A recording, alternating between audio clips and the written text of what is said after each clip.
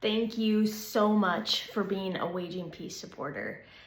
I wanted to give you a little bit of an update because you are so important, and right now is so important, and the way that you are showing up donating monthly, whether it is $5 or $100, you are making things happen that really deserve to be celebrated, and they really do give me hope.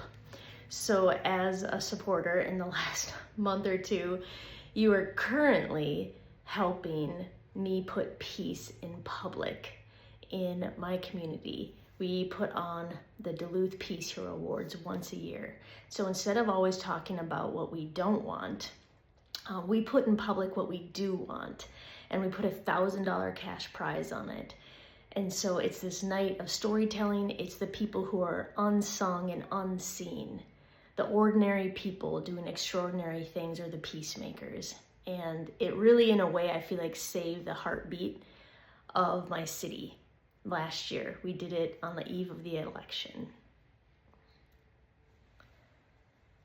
So the Waging Peace Project it's the place where we come together and we stop talking about peace and we just start living it with our lives. And it's a practice, and we all have traditions that we do. So our life is made up of the things that we actually do, not the things that we talk about. So every year we put on the Peace Hero Award, and that is putting stories of peace in public.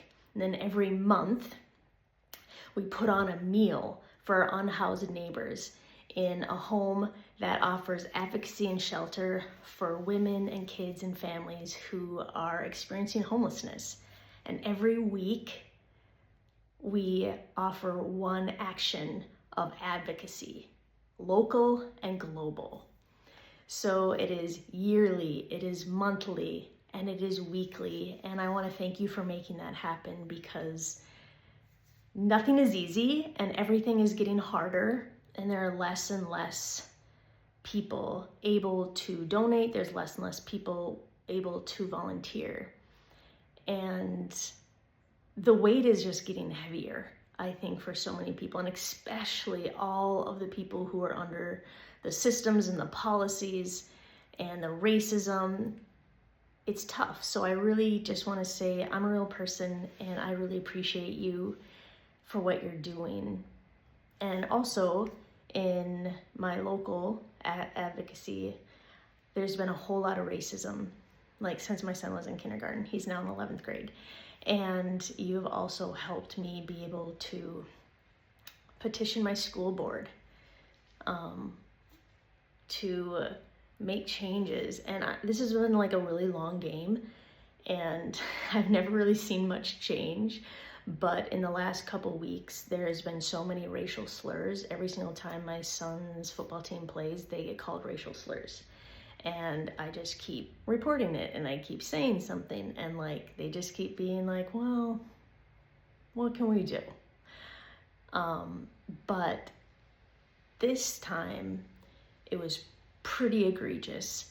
And the mom, we were at the game when it happened, and I found a form, and we filled this form out to report a racial incident. And then the news got a hold of it, and then the side of town that was throwing the racial slurs just lost their ever-loving minds, because racism can happen anywhere out there, but never here, never in our schools, never with our boys. But the huge thing is, it's been so long and so hard and so scary, but there is change. We started a petition, and in a day, people from both schools signed it. And last Friday was the very first time in history that my son's school district had a sportsmanship code that said that there was no profanity, no racism, and no homophobic slurs, or you'll be ejected from the event.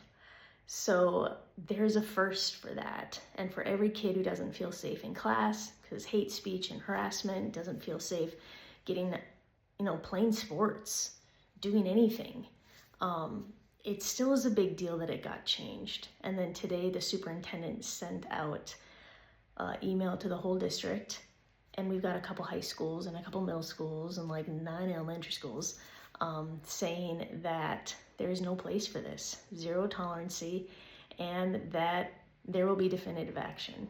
So thank you for that. Everything matters that we're planting peace. Everything matters, and I just really appreciate you.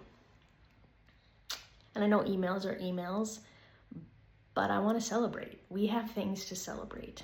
Right now, there's a tentative stop in the killing in Gaza. Like, I pray that it will actually be a ceasefire and lives will be saved. But I'm going to keep pushing no matter what. And I want to thank you for being part of the community here that is practicing peace. I appreciate you. Please write me. Please tell me. These are small wins, but we have something to celebrate together, and I want to be able to share that with this community. All right. And if nobody's told you that today, I love you. Love is the best thing that we have, and I'm really grateful for you.